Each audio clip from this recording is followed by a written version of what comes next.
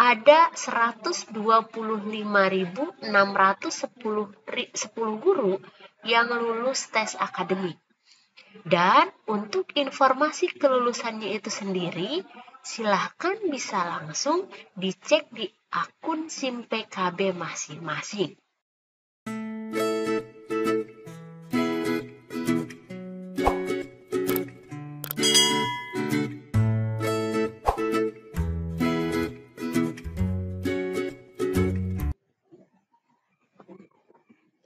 Halo, ketemu lagi di channelnya Irma Safitri. Nah, sebelumnya pasti teman-teman di sini yang kemarin sudah melakukan seleksi akademik PPG Dajab, baik itu tahap 1 maupun tahap 2, tentu saja sudah sangat menantikan pengumuman kelulusan dari seleksi akademik tersebut. Nah, pada tanggal 22 Juni kemarin, hal itu sudah resmi diumumkan oleh pemerintah. Nah, kira-kira apa saja sih yang harus dilakukan setelah nanti teman-teman lulus seleksi akademik PPG Dajab?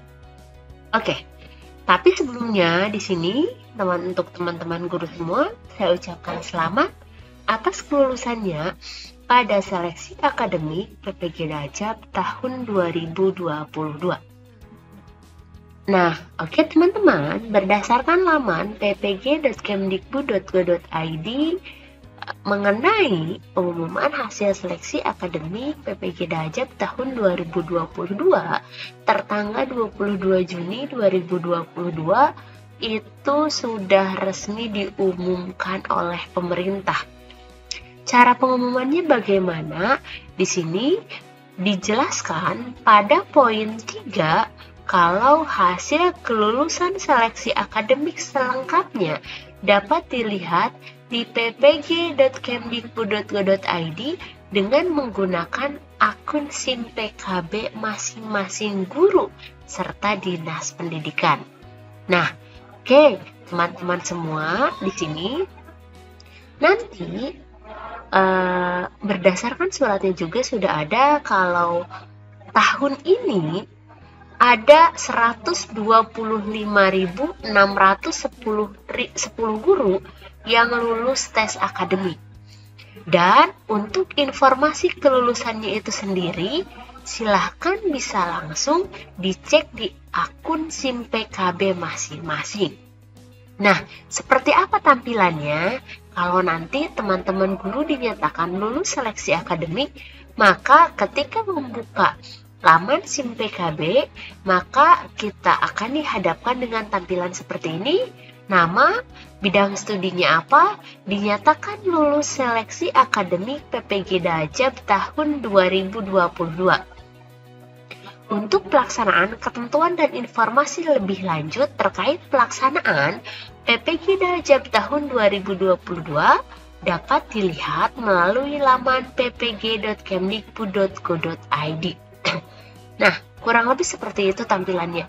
Jadi silakan teman-teman yang sampai saat ini belum mengecek terkait kelulusannya bisa langsung dicek.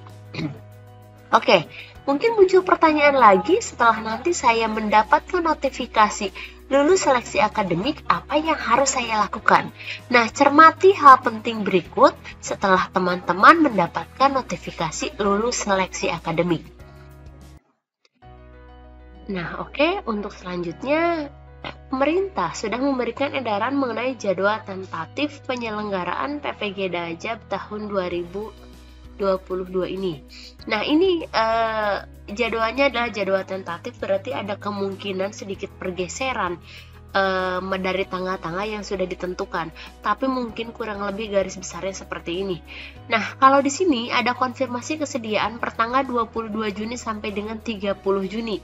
Padahal di sini kita semua baru mengetahui kalau edaran mengenai kelulusan peserta yang lolos seleksi akademik PPG Dajab tahun 2022 ini suratnya saja masih tertanggal 22 Juni.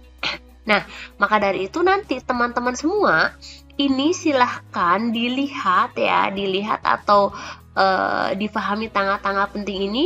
Jadi selalu standby di akun SIM PKB-nya masing-masing pertanggal dari 22 Juni sampai dengan ke 8 Juli. Kenapa? Karena pada rentang waktu tersebut ada yang namanya mulai dari konfirmasi kesediaan sampai dengan ke lapor diri. Dan ketika nanti lapor diri ini sudah selesai, maka tentu saja itu sudah mulai ke pelaksanaan atau orientasi pembelajarannya, seperti itu. Oke, nah ini teman-teman semua mengenai konfirmasi kesediaan. Untuk konfirmasi kesediaan biasanya itu akan muncul ya pertanyaan setelah nanti teman-teman dinyatakan lulus, itu nanti akan ada apakah bersedia, seperti itu ya. Di situ nanti teman-teman sudah mendapatkan langsung LPTK-nya di mana, angkatannya angkatan berapa. Kalau ini dulu ketika saya mendapatkan notifikasi seperti ini, saya misalkan di sini calon mahasiswa PPG Dajab tahun 2021, LPTK-nya itu adalah Universitas Negeri Jakarta, angkatannya 1, bidang studinya kimia, dan status pesertanya cadangan. Nah, jadi ketika saya dulu konfirmasi kesediaan itu masih berstatus sebagai cadangan. Tapi nggak apa-apa, saya konfirmasi saja kesediaan dengan harapan ada sedikit perubahan tentang jumlah peserta, dan kalaupun memang sudah gitu ya, nanti tinggal diklik saja ada bersedia atau tidak. Nah, kalau sudah memilih bersedia berarti di sini ada Anda bersedia. Kalau Anda bersedia berarti kita bisa melanjutkan ke tahap selanjutnya. Kalau tidak bersedia berarti ya sudah, tinggal menunggu nanti undangan PPG untuk selanjutnya. Nah, oke, kalau sudah konfirmasi kesediaan, maka nanti akan ada waktunya untuk penetapan peserta. Nah, untuk penetapan peserta itu biasanya akan ada notifikasi yang lain ya. Notifikasinya agak sedikit berbeda. Nanti selamat Anda telah ditetapkan. Ya, jadi walaupun tadi awalnya saya itu berstatus sebagai cadangan, tapi kemudian di akhir-akhir pendaftaran untuk angkatan 1 tahun 2021 itu ada sedikit perubahan, sehingga yang dari tadinya statusnya itu pesertanya sebagai cadangan ya, di sini saya status pesertanya cadangan berubah menjadi utama. Ya, utama berarti langsung pada saat itu melaksanakan PPG. Nah, kemudian kalau sudah ada atau sudah ditetapkan menjadi calon mahasiswa PPG, maka nanti ada yang namanya form A1 ya. Form A1-nya itu diunduh dan kemudian ini ditandatangani oleh kepala sekolah.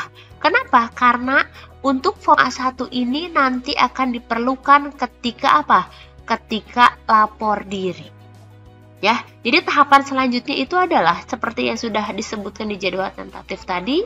Setelah penetapan peserta, maka ada berkas lapor dirinya diunggah. Nah, kalau dulu ketika persyaratan administrasi itu berkasnya diunggah ke langsung itu ke Dirjen GTK ya. Kalau lapor diri berarti si berkas yang nanti diunggah itu langsung masuk ke LPTK-nya. Nah, untuk berkas lapor diri kurang lebih persyaratannya itu adalah persyaratan yang yang ada persyaratan peserta kurang lebih seperti itu, hampir sama dengan waktu seleksi akademik. Cuman bedanya untuk lapor diri itu biasanya selain tambah fakta integritas, tentu saja ada form A1 yang tadi dicetak, kemudian ditambah lagi dengan surat keterangan sehat dari puskesmas atau dokter ataupun rumah sakit. Terus kemudian ada surat keterangan bebas narkotika, psikotropika, dan zat adiktif lainnya. Biasanya ini yang diminta dikeluarkannya oleh BNN ataupun oleh Polres. Kemudian ada surat keterangan yang berkelakuan baik atau SKCK, surat keterangan catatan kepolisian, itu dikeluarkan oleh kepolisian setempat. Nah, kalau nanti setelah kita mengunggah berkas lapor diri, dan ini biasanya langsung diunggahnya itu adalah di SIM PKB, semuanya di scan dan dalam size-nya itu tidak lebih dari 1,5 MB, biasanya seperti itu. Dan kemudian nanti Kalau sudah nanti teman-teman akan masuk ke tahapan selanjutnya ya. Ketika sudah lapor diri, ini berarti kan kita sudah lapor diri itu sudah sampai di nomor 5, berarti sudah masuk ke PPG yang sebenarnya. Mulai dari analisis materi, desain pembelajaran inovatif, uji komprehensif, praktek pembelajaran inovatif, dan yang terakhir selanjutnya itu ada UKM PPG. Ya, UKM PPG itu ada rangkaiannya, ada UKIN, ada portofolio, dan ada UP. Nah, oke. Teman-teman, semoga bermanfaat informasi yang saya sampaikan. Sukses selalu. Jangan lupa untuk like, komen, subscribe, dan share video kali ini jika dirasa bermanfaat. Sampai jumpa di video selanjutnya.